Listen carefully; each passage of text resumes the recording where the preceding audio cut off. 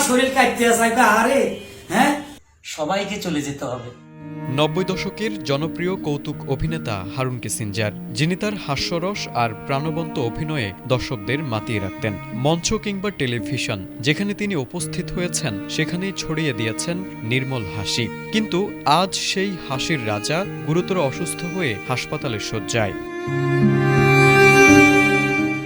Harun Kissinger বেশ কিছুদিন ধরে নিউমোনিয়া ও শ্বাসকষ্টজনিত সমস্যায় ভুগছিলেন। সম্প্রতি অবস্থার অবনতি হলে তাকে দ্রুত হাসপাতালে ভর্তি করা হয়। চিকিৎসকদের নিবিড় পর্যবেক্ষণে এখন তার শারীরিক অবস্থার উন্নতি হচ্ছে এবং পরিবার সূত্রে জানা গেছে আগের চেয়ে তিনি অনেকটাই সুস্থ। এমন একটি সংবেদনশীল মুহূর্তে সামাজিক মাধ্যমে তার মৃত্যুর গুজব ছড়িয়ে পড়ায় তীব্র ক্ষোভ প্রকাশ করেছেন তার ছেলে রুবেল খন্দকার। তার ছেলে জানান, কিছু অসাধু ও ভিওলোভী ব্যক্তি ইচ্ছাকৃতভাবে এই বিভ্রান্তি ছড়াচ্ছে, যা সমাজের জন্য লজ্জাজনক। মানুষের অসুস্থতা নিয়ে যারা ব্যবসা করতে চায় তাদের তিনি সমাজের আবর্জনা আখ্যায়িত করে এমন অপপ্রচার থেকে বিরত থাকার আহ্বান জানিয়েছেন।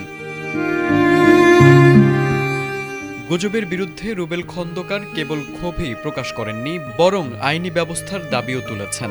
তিনি বলেছেন, যারা এই মিথ্যা খবর ছড়াচ্ছে তাদের শনাক্ত করে দ্রুত শাস্তির ব্যবস্থা করতে হবে এবং ডিজিটাল নিরাপত্তা নিশ্চিতে সরকারের দৃষ্টান্তমূলক হস্তক্ষেপ কামনা করেছেন। পাশাপাশি সাধারণ মানুষের প্রতিও তার অনুরোধ, ভিত্তিহীন খবরে বিভ্রান্ত না হয়ে পরিবারের আনুষ্ঠানিক ঘোষণার উপর নির্ভর করতে। তারেক আজিজ, এটিএন বাংলা।